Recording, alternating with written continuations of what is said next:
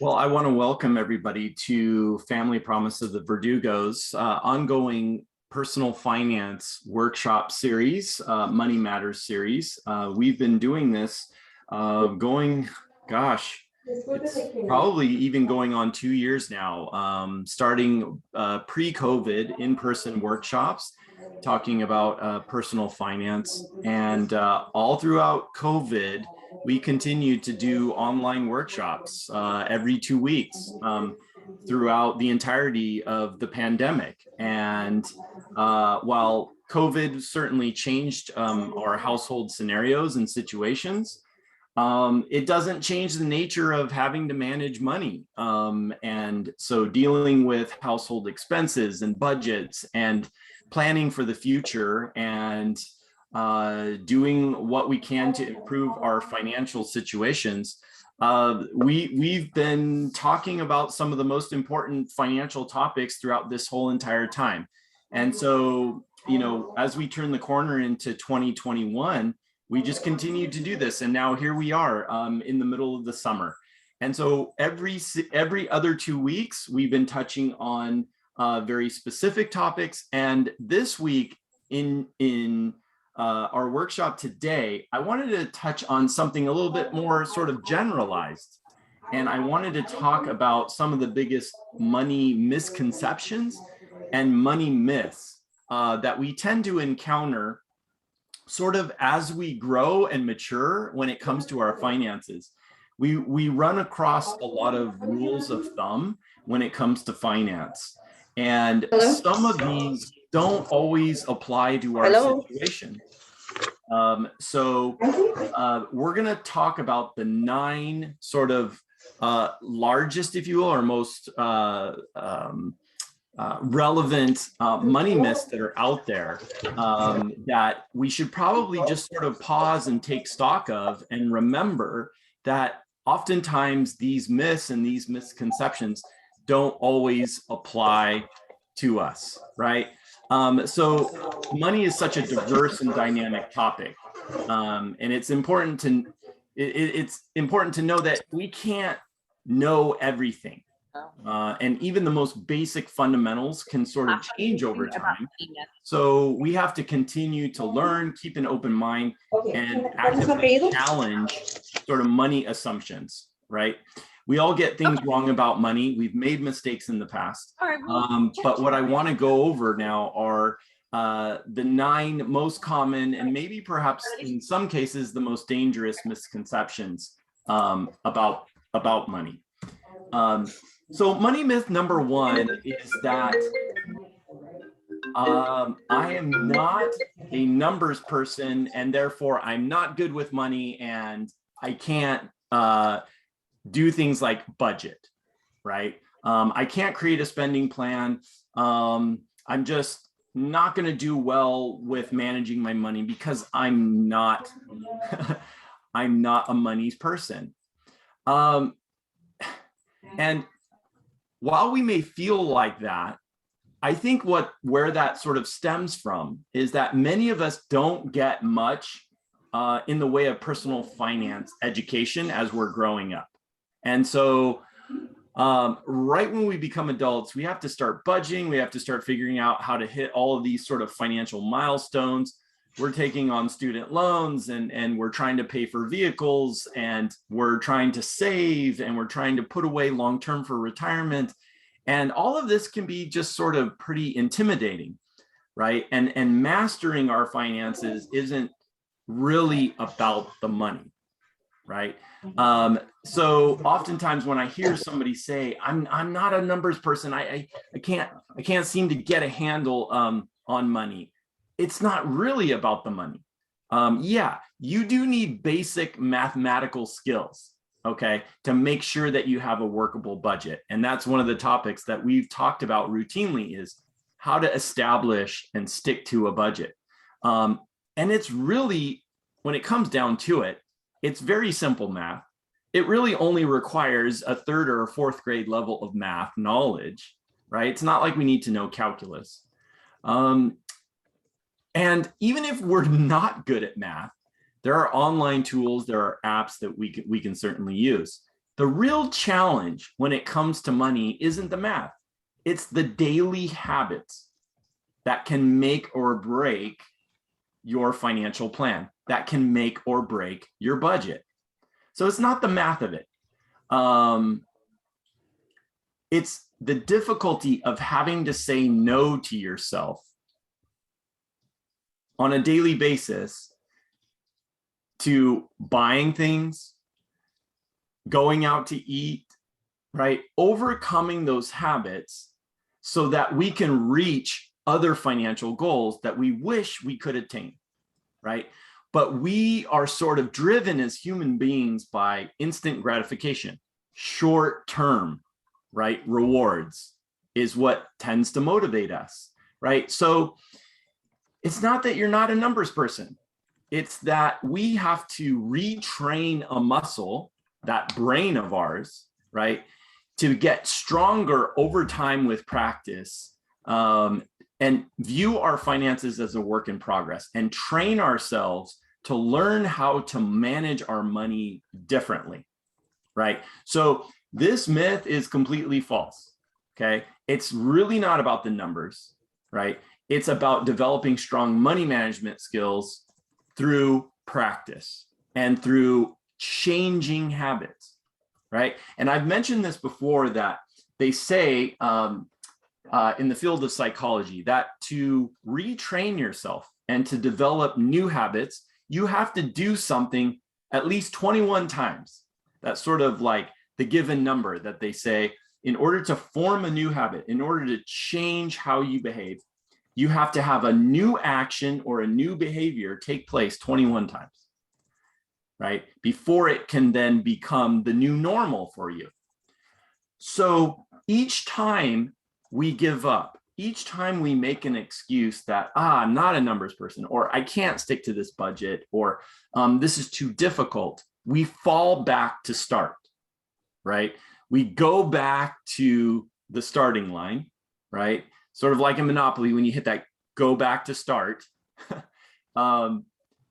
we start back over. And this is why this becomes so sort of difficult for us, is because it's not about the math, but it's retraining our minds in how to make different decisions on a daily basis, right? So if I had to like take all these money myths and rank them, and I sort of tried to do that here, this is absolutely the number one money myth.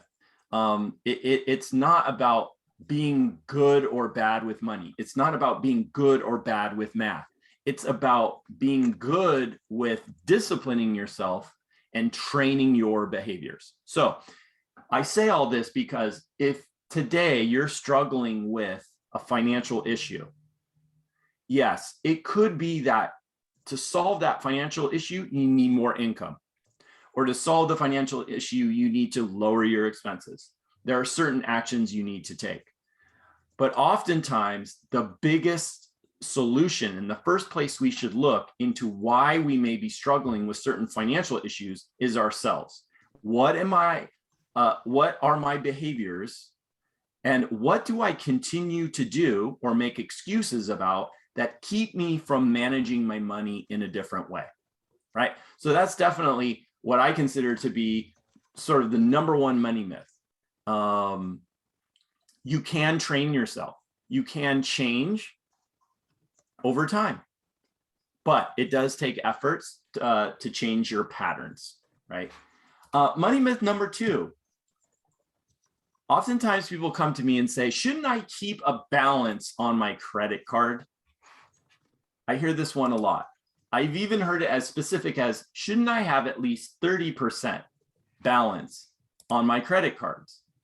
And I've had this argument with people before, right? Especially people who have credit cards that have rewards programs on them. And they talk about how awesome they are, and they get points and they get mileage and all this sort of thing, right? In my opinion, this is probably one of the largest most persistent sort of credit card myths that's out there. It's true that you need to have a balance on a card, right, in order to work on your credit score, right? So if you get a credit card and you don't have a balance and you're never spending it on it and you're never using on it, right? That will be reported in your credit history as this is an open line of credit that's not in use, right? But it doesn't mean that you have to actually have an ongoing month-to-month balance on your credit card, okay? So spend, right? Make a couple of small purchases, pay it off within the month. That is active credit utilization, as they call it, or use of the card. You don't have to have a balance remaining on your card by the end of the month, right? That's just a myth, right? You want to make sure you make timely payments that are on time, even if you're paying the minimum, and that you pay before the due date, right? Because remember, that's what your credit score and your credit history is based on, is timely routine payments that are made on time, whether you're making the minimum or whether you're paying off the entire balance. So you don't need to have a balance on your credit card to improve your credit score. So that's money myth number 2. Money myth number 3. Investing is the same thing as gambling. I hear this all the time. And obviously, when we see what happens in the stock market, right? Many of us are old enough to have watched a number of crashes in the market, right? So let's even go back to like 2000, 2001, right? When there was the dot-com crash, when technology was exploding and we had a bunch of Silicon Valley startup companies that were creating all kinds of things and new technologies because of the internet, right? And we had this bubble in the market where all these startup companies were overvalued and there was nothing that these companies' value was based on other than just a fictitious number on paper, right? That bubble burst, right? And we realized a lot of these companies aren't worth that much and the stock market took a dive, right? It's an event like that, right? Or an event like even 9/11 after that, right? That the market tanked. And then in 2008, right? We had the recession and all the housing foreclosures and the market was hurt by that, right? And it's these series of events that keeps sort of proving to our brains that investing is just like gambling. It's just based on luck, and that, I mean, it's just like sort of going to Vegas. But that's a myth as well. It's not necessarily about secret insider knowledge. It's not necessarily about luck, right? So investing can be simple. It also can be profitable if you take a different approach to it and you stick to tried and true methods of investing. And one of the best ways to invest or save for retirement or whatever your financial goal is in terms of growing your money, right, is to stick to the things that you know. What do I mean by that? Stick to the things that you purchase. Why not invest in the things that you buy on a daily basis? For example, if you get your coffee from Starbucks, why not invest in something that you know, like a Starbucks and their products? If you, I don't know, you eat lunch at Panera Bread, why not invest in a Panera? You love Apple products, the iPhone, the MacBook, why not invest in their products, right? Stick with the things that are tried and true, meaning even in a recession, even in a market crash, people will still continue to buy these household goods, these daily items, right? It doesn't have to be an act of luck or gambling to securely grow your money in the market, right? So investing is not the same thing as gambling. When you take a disciplined approach to it and you take emotion out of the process, right? And you think about it reasonably and logically from, again, a perspective of what do I use? What goes into what I use? And shouldn't I invest in companies that I know about versus trying to find companies that are going to all of a sudden sort of make me rich, or are going to increase my profits dramatically and significantly on a, very quickly, right? That is taking on undue risk, right? In that way, now you're starting to get into an area where it could definitely feel like gambling, right? So that's another myth.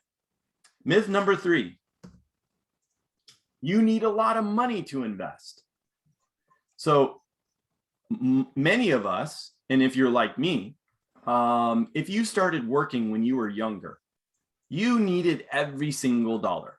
And sort of the idea was, I will get to investing when I make more money, and when I'm at a place in life when I sort of have everything all together. There's going to be a better time. There's going to be a right time when I can save and I can actually invest. And as we all know, there is no right time. There is no better time because life is always happening. And so we probably moved on from getting through college or paying our student loans to now all of a sudden we're married and now we have a household and now we have kids, and there's always going to be something. And what we're missing out on when we believe that, oh, wait, I have to have a lot of money to invest. And once I have that money, then I'll do it. We're missing out on the more valuable asset, which is time. We're losing time when we wait, right? So this is one of the costliest financial myths in terms of our future. The longer you wait to start investing, the more you miss out on time.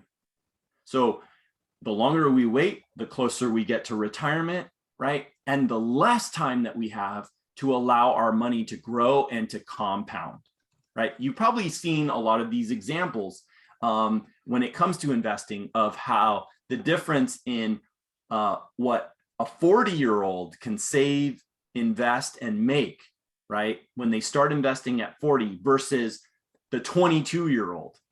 That 22-year-old has an 18-year jump on the 40-year-old. And it's not about how much they're starting to invest with, it's that they're going to use that 18-year time horizon that the 40-year-old waited to use, right? So for me, in my personal example, right out of college, I started teaching high school. And I had my first child at 27. So I'm a professional. I immediately have a child. I have bills to pay. I have a family. I wait and I wait and I go through my 30s and I wait and I'm waiting and I'm waiting. I fell trap to this myth of, well, as soon as I get more money, or as soon as I can, save up enough, then I can start investing. No, you can start with as little as $25 a month, $50 a month. So go to an online investment platform like a Vanguard, like a TD Ameritrade, like a Schwab, and you can start investing today with very, very, very little money. But what you're going to be taking advantage of when you do that is time. And time is going to be the biggest factor in helping you grow that money, right? So the longer we wait, and the longer we make an excuse that, well, I'm just going to need more money to invest, we're losing out on that power of compounding interest. So don't worry about how much you can afford to contribute. Just sort of take Nike's motto to heart. Just do it. Just start. Money myth number 3. A tax refund is always good, right? We love it. We love tax time for that simple reason that we are already salivating over a potential refund. I'm going to get money back. Now, money comes back to us in different ways, right? We get money back through tax credits, right? We get money back through tax deductions, like our student loan interest or itemized deductions we contribute to charities. That lowers our taxable income. So we can get monies back that we had paid in taxes because it's lowering our taxable income. But oftentimes we get taxes back in a refund because we've withheld excessive tax from our paycheck. You may want to double check your withholdings with your employer, because if you're taking out too much tax throughout the year and then getting it back in a refund, what you're doing is you're giving a larger portion of your paycheck throughout the year to Uncle Sam to use. You're giving money to our government to use in different ways throughout the year before you get it back in a refund. But that's great that you get a refund, but couldn't you use those monies throughout the year? So what you may want to do is adjust your withholdings to take out less tax, right? So that more of your money comes to you in your paycheck that you can use throughout the year, okay? So it's a fine line, because sometimes if you don't withhold enough, you may owe. So here's what I advise in that situation. If you think you are withholding too much and the government is taking a lot more taxes out of your paycheck and they're using that throughout the year, and then you finally get a refund, what you may want to do is you may want to talk to a tax preparer. You may want to talk to an accountant, a CPA, a certified public accountant, people who are licensed to do taxes, and have them take a look at last year's return. Have them take a look at your withholdings and see, am I giving up too much to the IRS during the year when I could actually have a bigger paycheck every 2 weeks or at payday, and maybe just get less of a refund? Think about what happens when we get a refund. Of course, we're excited that we get a refund, right? The average refund for most Americans is somewhere around $3,000. We love getting that around tax time. Thank goodness for that. But we could have had that $3,000 potentially throughout the last 12 months. And that could have been beneficial to our situation, right? So you may want to go back to your employer, take a look at your withholdings, right? Just as an idea. So a tax refund is not always good. It could mean that you are holding too much and letting the IRS use too much of your money during the year. Myth number 6, there is no such thing as good debt, right? So debt is a 4-letter word, and literally it's a 4-letter word. It's a bad word to us, right? Debt is scary. We all have had to take on debt, and we get behind in it. Sometimes it crushes us. We make mistakes with it. It's a scary thing. But that doesn't mean that all debt is bad, right? And this is one of the myths. There can be good debt, right? So it's not always the villain in our situation. So debt can be used in a good way to help us leverage our situation. There are some things that we just can't afford. We maybe can't afford to buy a vehicle with cash, right? We may not be able to afford to buy a home with cash. So in order to sort of leverage up, we need to use debt in a good way. Debt becomes the villain and becomes bad, right, when we use it incorrectly. and we overburden ourselves with debt. So taking on too much debt can then lead to this financial stress where debt becomes that 4-letter word. And then we're sort of stuck in this cycle of having to repay that debt. And sometimes that debt can bankrupt us, right? So with all the potential downsides, it's no wonder that debt has a bad reputation. But think of using debt and using it responsibly to improve your financial outlook. Okay, that kind of debt is a good debt. Okay, that could include something like a mortgage. A student loan is a good debt, right? Because you're furthering education. You're getting maybe a different or an extra or your first degree, right? That can then improve your job opportunities, your job outlook, your skills, right? That's good debt. Even some traditional forms of bad debt, like credit cards, can be beneficial if used properly, right? For example, credit cards now have cashback rewards, right?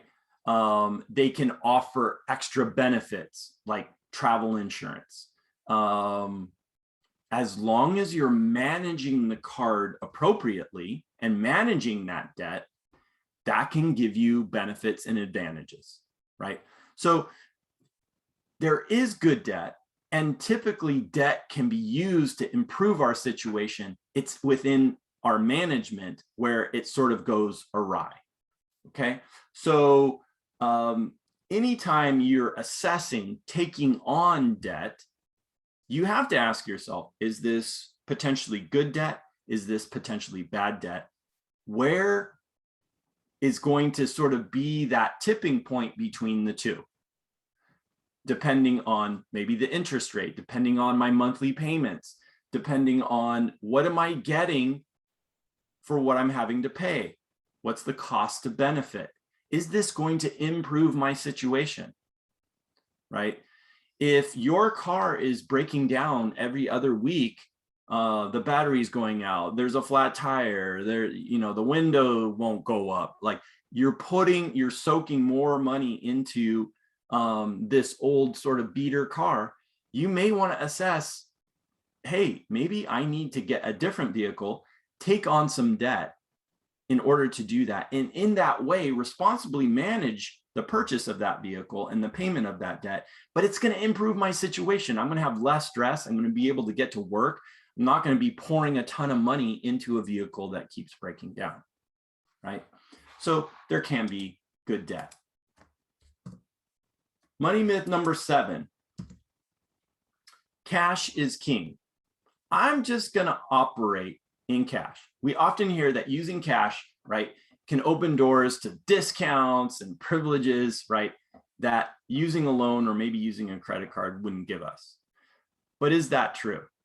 We're going to talk about this in our next workshop when we address the future of money, right? And sort of what is the next step when it comes to cash and how we pay for things. Yeah, there are times when you can get a discount for paying with cash. Maybe you've done that at your dentist's office where they don't have to bill insurance and they don't have to go through those 10 hoops to finally get payment, right? There you are with cash and they'll give you a discount for that, right? And sometimes if we don't have insurance, that's the only way for us to get that dental care, right? Some gas stations will give you discount when you use cash versus a card, and they'll have 2 different prices for a regular gallon of gas, right? So we can get a discount there. Sometimes if you have a major service, I don't know, maybe you need to, take your car to the mechanic. You need in-home service repair on something, and you pay by cash, you'll get a slight percentage discount.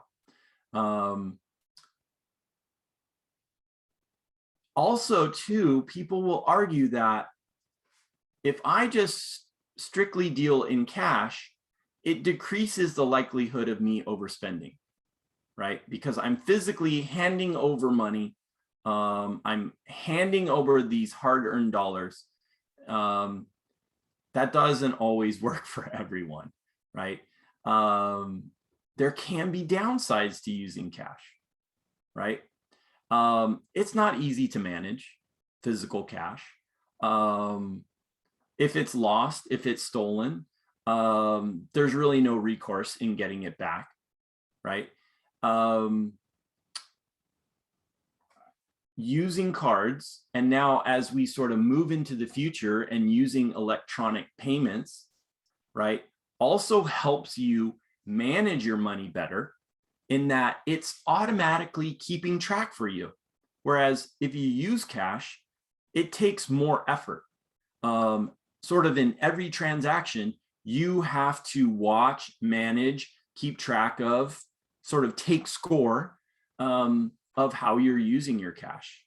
Whereas by using cards, electronic payments, you have a footprint, you have a record of the transaction, how you're spending, right? And also too, in a situation where you need a refund, in a situation where you need a return, you have recourse because you have record of those payments. You're not managing paper receipts, right? You don't have stacks and stacks of receipts that you're having to deal with.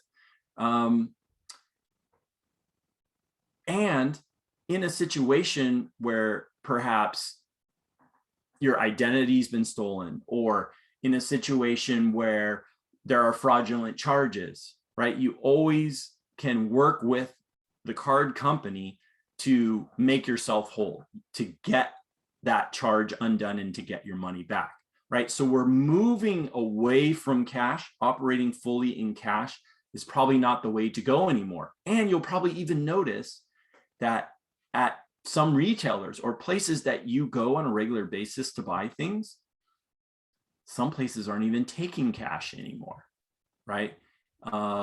They want to use Apple Pay, they want to use card, they want to use some form of electronic payment, and they don't even bother stocking their registers with change to make change for cash payments. Also too, if you're trying to build your credit and you're sticking to cash, right, you're not building that strong credit history.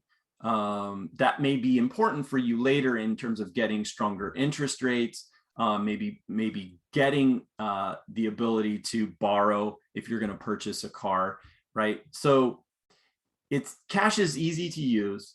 It can help us a lot of times if we're trying to really hone in and rein in our budget, and we sort of go on a cash diet, like we've talked about before. You can sometimes get discounts. But I think those occasions now are sort of falling few and far between, and cash as sort of your main form of currency might not be the best option. We'll talk about that more in our next workshop too, as we look at the future of money. Money myth number 8. Probably heard this for a long time. A house is a good investment, right? So this is a common saying that probably as soon as we got out of school, or even probably before that, we were sort of always told by older generations that a house is a good investment, right? Or, you know, as soon as you got married, the next sort of big task would be to buy a home. So generation after generation has sort of passed this on to us. And certainly owning a home can be fantastic, right? If there are the right circumstances, okay? It can be a very sort of like liberating experience to own your own home, do what you want to do with it, and sort of build a life that you want. And it can potentially be a good long-term asset. Homes are frequently the largest purchase that we'll make in our life, right? And it can take up a significant portion of our income, our wealth, our assets that we're building up, because when we own it, we're in charge of it. And when stuff breaks, we got to pay for it and we got to fix it. So home ownership is not always the dream that it's cracked up to be, because it can also be a big drain on our finances as well. the expectation that real estate will increase in value over time, right? Or offer you a return on your investment has been strong with real estate.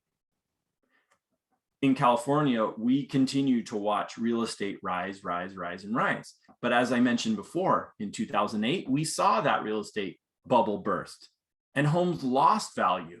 And we saw short sales and foreclosures and people losing their homes as well, right? So we're not protected entirely from those situations. Did the market come back? Absolutely. Home values went back up, right? But there's also on the upside of it, how much value can a home actually create, right? And how long are you going to have to be in that home to realize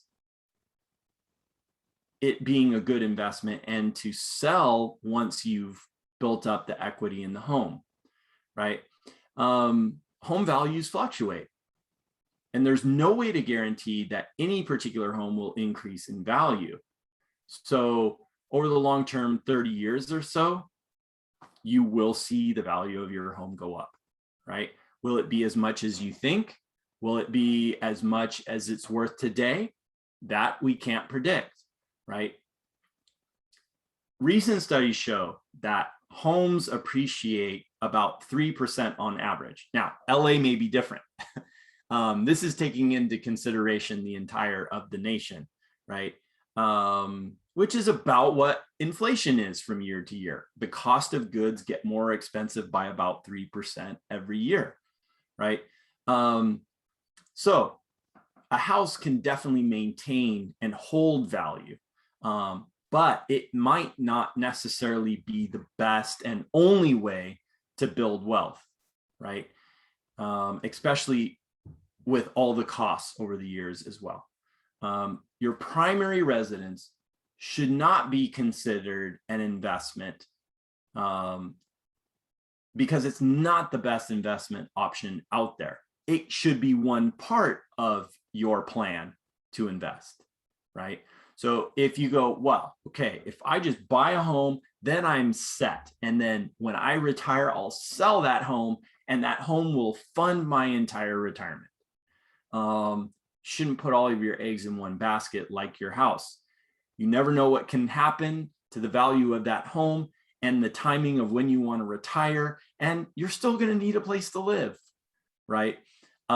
So yes, real estate is a great part of your portfolio, but it shouldn't be the only part, right? So yes, a house is a good investment. Is it your only investment? No. Is it your only long-term retirement plan? No, right? Because we know that like any investment, that can fluctuate. So then the last myth is connected.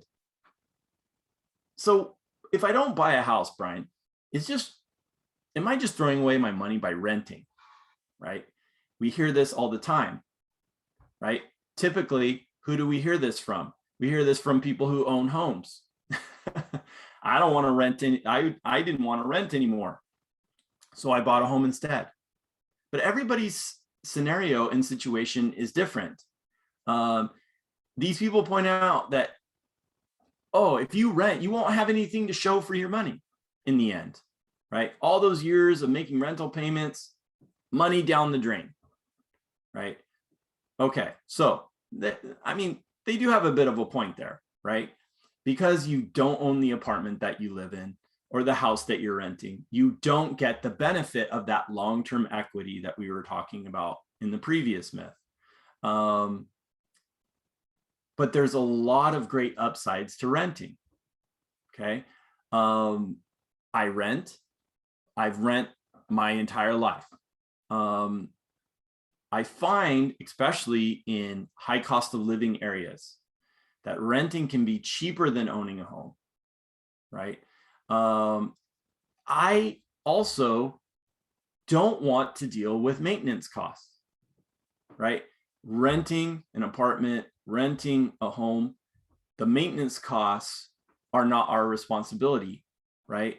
Unless we physically break something ourselves, right? On purpose, right? So if the toilet is broken, if the heater breaks down, if my AC is not working, I just need to call the property manager and get that taken care of, right? It's not out of pocket expenses for me.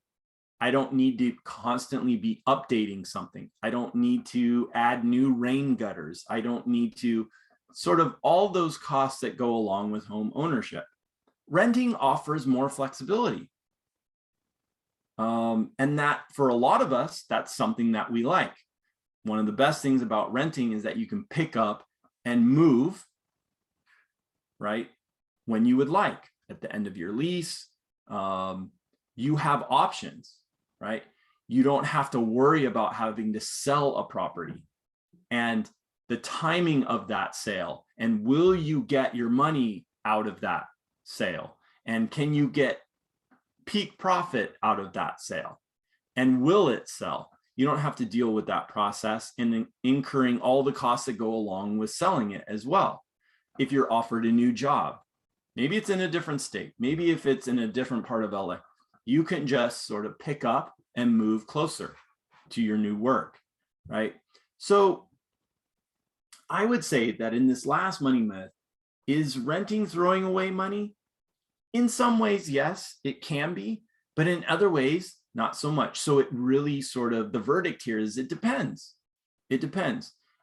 There are too many sort of personal and specific scenario factors at play for each one of us in order to determine what's going to be the clear winner, renting versus buying, right? So just like all of these myths, right, there is some truth to each one of them, right? And so myths are sort of based on statements or rules of thumb that have some truth to them, right? But everybody's specific money scenario is different. Sort of the devil is in the details, and the details of what you're working with and how you're dealing with your money is completely different from the next person, completely different from my situation, from Lisa's situation, and you get the idea, right? But in general, a lot of times when we sort of fall trap to these blanket statements about money, right, then we start to make bad money decisions, right? Because we're basing what we do in our specific behaviors and our scenario off of maybe what other people are doing. And we just know that we're all in different places, right? So all that to say, you have to sort of be careful and cautious about money advice that you see online, money advice that you see sort of from talking heads on the news, right? Because they can't account for everybody's specific situation, right? So what works for somebody else might not necessarily work for you. Renting may just be perfectly fine for you. Having some debt may just be perfectly fine for you, right? So I wanted to touch on a lot of these money myths because it helps us take stock of and think about, what am I currently doing in my situation that maybe I just sort of took as money fact, right? Behaviors and patterns that I thought everybody else was doing is something that I should be doing. And that's not necessarily the case. It's about analyzing your specific situation and saying, what is going to be the best way forward for me and for how I deal and manage with my money. Next time, 2 weeks from now, on July 22nd, same day, Thursday, same time, 6 p.m., I do want to talk about the future of money, right? There's been a lot in the news, and I'm sure you've seen all this discussion of new forms of money, Ethereum, Bitcoin, a lot of these new kinds of cryptocurrencies, and sort of it hints at the future of money and the direction of how we use money. And I think that's what I want to focus on the most, is that I think the way in which we manage and deal and use our money in transactions is going to be changing sort of drastically. I mean, think about it. Who would have thought even in 2000, let's just go back 20, 21 years ago, that we would be sort of walking around with cell phones, tapping our cell phones on things to pay for stuff, that I could wear a watch, like an Apple Watch, and go into a coffee shop and just pay for my coffee by just scanning my watch. I mean, 20 years ago, we just didn't really envision that. We knew that technology would change our lives, and we continue to feel that way, right? So what is sort of the next wave of how we're going to be handling and dealing with our assets and with money? Is it going to be cash? Is it going to be cryptocurrency? How can we trust these forms of currency? Our government seems to just print more money. What does that do to the overall value of the money that we have? I want to talk about these different things and sort of just have our minds sort of focused on what is the future, what is to come, and how can we prepare ourselves to be a part of a society that is definitely headed into a change when it comes to dealing with our money. So that'll be in 2 weeks.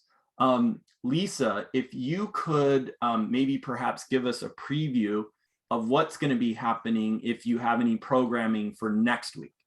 Yes, so next week we are actually, or Gain is actually going to come back on talking about understanding credit, but it will be in Spanish. So for those Spanish speakers, please join us next Thursday at 6 on Zoom. And yeah, that's basically it. This is also an eligible workshop for you guys to participate in to, be considered in the opportunity drawing for the $100 off for the rent of the month of August. So please try to sign up for the remainder of the workshops that we have for this month as well. Fantastic. So if you want to get additional education on credit and you're a Spanish speaker, next week, Thursday, 6 p.m., that will be fantastic because I cannot speak Spanish. And so I appreciate Lisa putting that together. I appreciate all of you guys being here this evening, especially after a holiday and a new sort of long week of work coming here in the evening. Thank you guys so much. I really appreciate it. Let's just double check. Yep, great, fantastic. Yes, thank you guys. And we'll see everybody on the 22nd. Alrighty. Thanks, everybody. Have a good night, everybody. Bye.